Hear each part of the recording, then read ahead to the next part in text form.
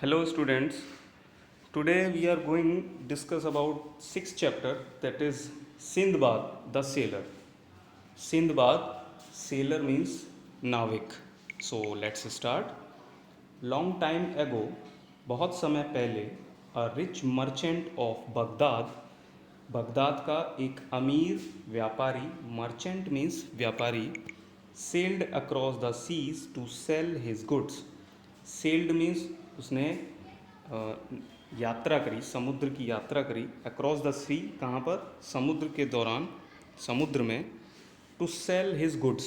Goods means उसकी जो चीज़ें हैं, जो उसकी सामान है, क्योंकि वो ट्रेडर है तो उसका सामान है, तो उसको सेल करने के लिए वो समुद्र के रास्ते यात्रा करता है. His name was Sindbad. उसका नाम सिंदबाद था. Due to travelling a lot across the seas he became a great sailor. और समुद्र में बहुत समय तक यात्रा करने की वजह से ही बिकेम अ ग्रेट सेलर. वो एक बहुत बड़ा यात्री बन गया था, बहुत बड़ा नाविक बन चुका था.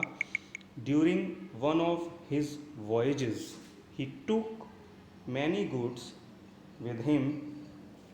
और वो अपनी वॉयजेस मीन्स यात्राएं, जो अपनी यात्राएं करता था वो, उस दौरान वो अपने साथ बहुत सारा सामान रख लेता था, which he wanted to sell in the course of his travel. जिसको वो अपना जो यात्रा है उस दौरान उनको बेचना चाहता था. He hoped to bring a lot of gold and diamonds on his return.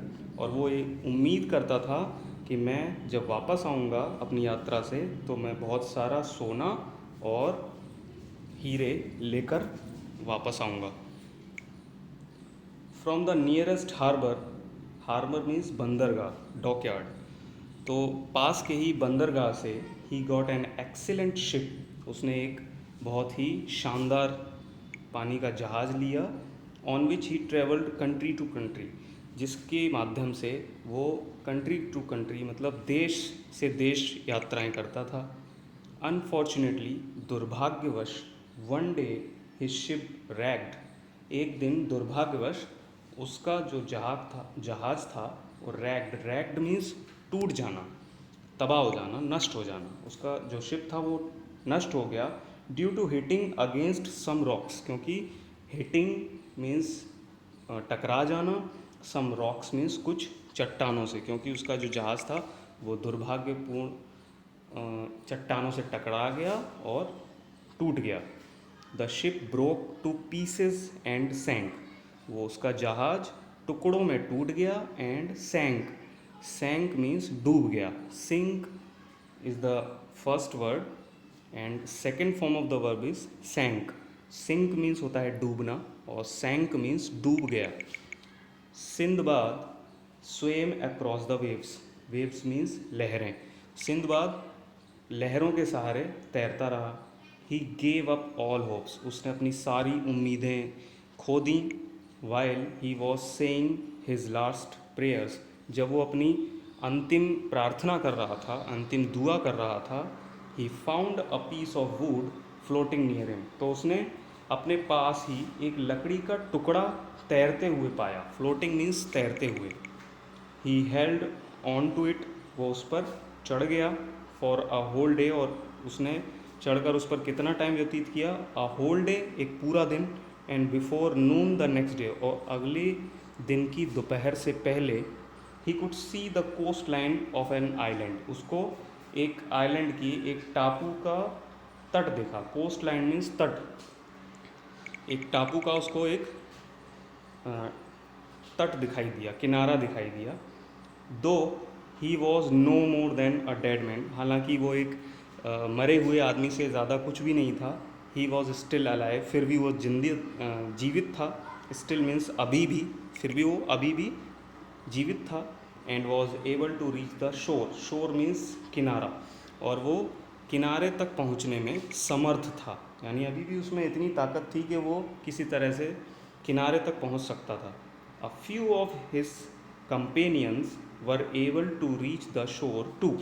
और कंपेनियंस मीन्स उसके सहयोगी. और उसके कुछ सहयोगी भी उसके साथ साथ उस किनारे तक पहुंच गए।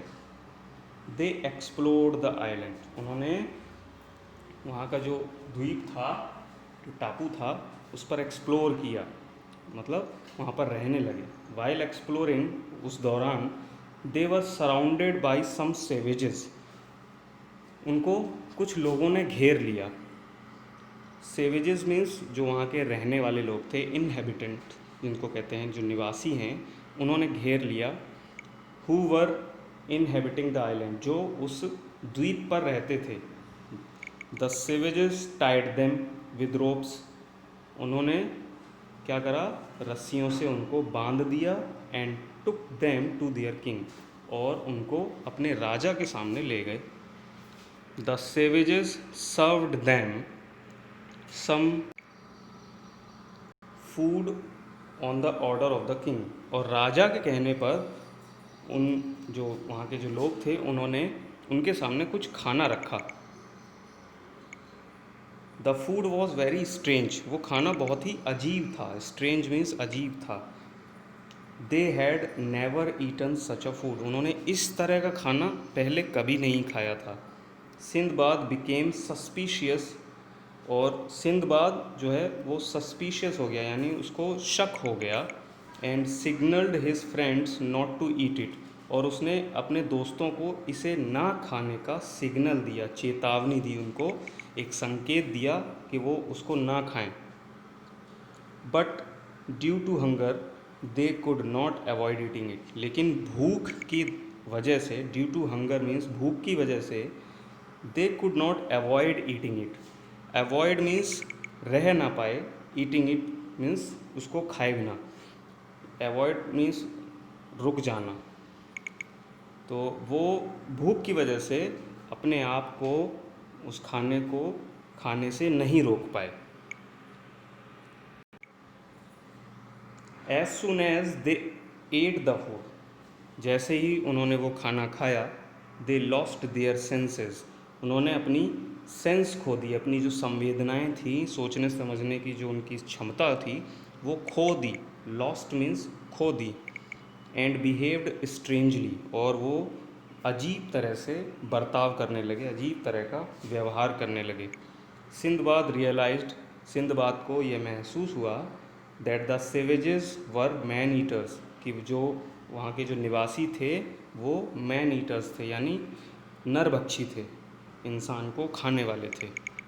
ही was filled with horror on the idea, वो इस विचार से डर गया, that his companions were fed like cattle only to be killed, कि उनको, उसके जो सहयोगी हैं, उनको इसलिए खाना खिलाया जा रहा है, ऐसी जिस तरह से कैटल को, या जो जानवरों का झुंड होता है, उनको जब उनको पकाना होता है, जब उनको खाना होता है, तो उनको ज़िंदा रखने के लिए जिस तरह से घास फूस या चारा जो भी खिलाया जाता है, सिर्फ इसलिए उनको इस तरह से खाना खिलाया जा रहा है, ओनली टू बी किल्ड, क्योंकि उनको बाद में उनको मारना है, इसलिए वो इस तरह का खाना खिला रहे हैं। इस विचार से ही वो बहुत डर गया।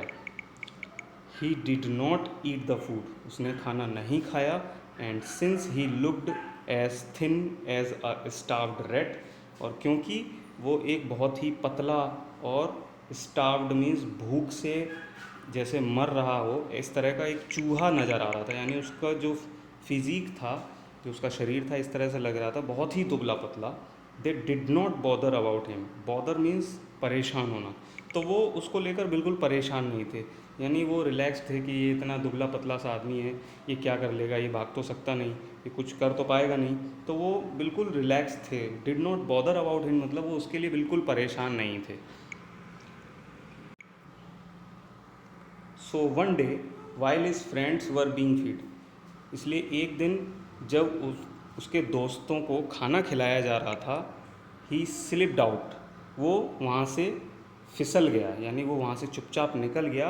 And came upon a road which led to the other part of the island, और वहाँ से निकल कर किसी तरह बच कर चुपचाप सड़क, वहाँ पर एक सड़क पर आ गया, जिसके रास्ते वो उस द्वीप के दूसरे हिस्से पर चला गया। The people on this part of the island were very gentle and caring, इस जो आइलैंड था, जो द्वीप था, द्वीप का जो इस हिस्सा था, जो दूसरा हिस्सा था जहाँ पर वो पहुँचा था, वहाँ के जो लोग थे वो बहुत जेंटल थे और केयरिंग थे। जेंटल मतलब बहुत ही दयालु थे, और केयरिंग मतलब बहुत ही देखभाल करने वाले थे। Sinbad told them all about his adventure. Sinbad ने अपनी जो पूरी ये एडवेंचर थी, जो उनका जो पूरी यात्रा थी, उसके साथ जो भी हुआ था वो सब कुछ उन्हें बताया।